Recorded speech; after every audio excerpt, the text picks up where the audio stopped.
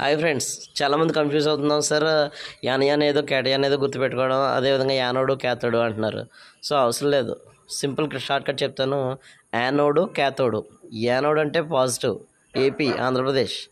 Okay, cathode అంటే minus, CM AP CM. Okay, anode positive, cathode negative. అయిపోయింది కదా. మరి యానయాన్ క్యాటయాన్. సో ANION కదా, a negative ion. Chlorine minus.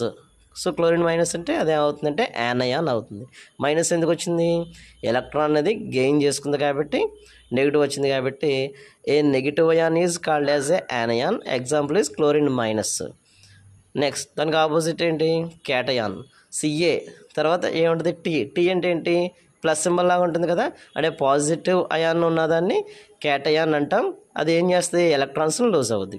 ఓకేనా? Thank you.